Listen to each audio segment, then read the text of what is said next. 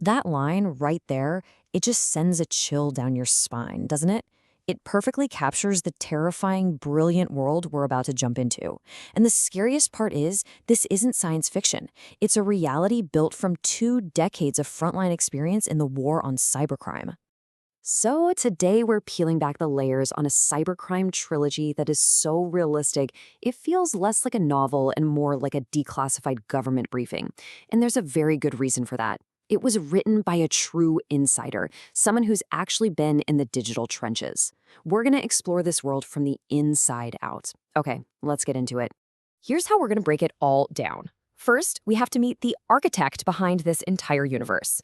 Then we'll walk through the trilogy, book by book. We start with a crime scene in a smart building, move to a high-stakes digital prison break, and end with the ghosts of past cybercrimes. And finally, we'll connect the dots and talk about why this fictional world has some very, very real implications for all of us. To really get why this story hits so hard, you first have to understand the person who wrote it. Because in this world of deep fakes and digital smoke and mirrors, a story is only as believable as its source. This is Bradley W. Deacon. And from here on out, we're just going to call him Deacon because, honestly, his background reads less like an author's bio and more like something from a top-secret security file. Now, check this out. This isn't just a list of accomplishments. This tells you everything you need to know. Deacon isn't just writing about cybercrime, he has lived it. He was a founding member of the Australian Federal Police's Cybercrime Unit, a Yale Cyber Leadership Fellow. He's argued law at the highest level and was instrumental in shaping his country's very first successful hacking conviction. This isn't research, folks. This is experience poured directly onto the page. And that real-world grit is woven into the very fabric of this trilogy. It's a domino effect. We start with the crime that kicks the whole thing off, then we deal with the consequences, and finally we face a reckoning with the digital ghosts left behind. So let's see how it all unfolds, starting with Book 1. The entire saga ignites right here, at the scene of a crime that should have been impossible, a place called Tower 51. So picture this, the most advanced, most connected, smart building on the entire planet. Every light, every camera, every single medical device, all linked together. A technological marvel, right? But here's the twist. If you're a hacker, it's not a marvel. It's the perfect, inescapable hunting ground. And this is the crime that just stops you in your tracks. The world's first murder committed not with a weapon you can hold, but with a few lines of code. It's a targeted hack on a resident's personal medical device. It is a terrifyingly plausible scenario that weaponizes the so-called Internet of Things. You know, all those smart devices we have in our homes, from our watches to our speakers. As investigators swarm the building, they realize it's haunted. The whole world is hunting for a phantom known as the IoT Whisperer, a name they've pinned on a young woman named Ava Green. But the real threat, the real monster, is a trad sleeper agent buried deep inside the building's code, just waiting. A crime like the one in Tower 51 is bound to have consequences.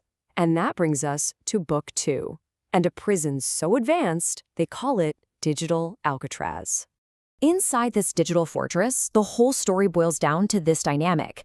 On one side, you have Agent Woods, a relentless federal investigator who's a true believer in the system. On the other side is Ava Green, framed as the IoT Whisperer, who knows better than anyone that the system is dead wrong. It's the classic hunter and hunted game, except this time, the hunted is already locked in a cage that's supposedly impossible to escape. But here's the thing about Ava. Her goal isn't just to get out, it's to get justice.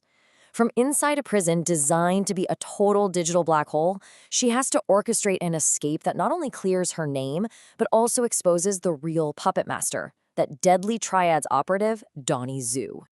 And this is where the story gets really good. Just when you think you know where it's all heading, the script gets flipped. Agent Woods, the hunter, starts to see the truth.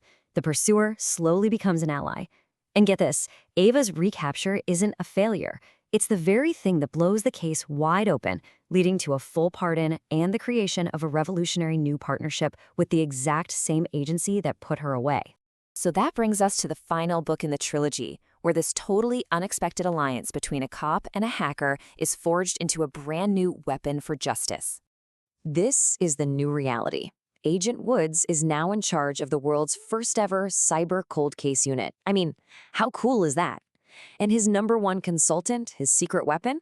It's Ava Green, the woman he once hunted across the globe. It's a partnership that shouldn't exist, combining by-the-book law enforcement with a hacker's out-of-the-box genius. And just look at the digital skeletons they're digging up. A ransomware attack on a hospital that actually cost people their lives, a massive crypto heist that ruined families, and, most chilling of all, old hacks that have the exact same digital fingerprints as the crime back in Tower 51. It's proof that in the digital world, the past is never, ever dead. So after walking through this entire trilogy, from the crime to the escape to the cold cases, we have to ask the big question. Why should any of this matter to us? Because this isn't just a story. It's a warning. It's a cautionary tale built on Deacon's 2 decades of real-world experience. The hacks, the vulnerabilities, the consequences, it's all pulled from reality. This isn't some far-off sci-fi future. It's pretty much a snapshot of right now.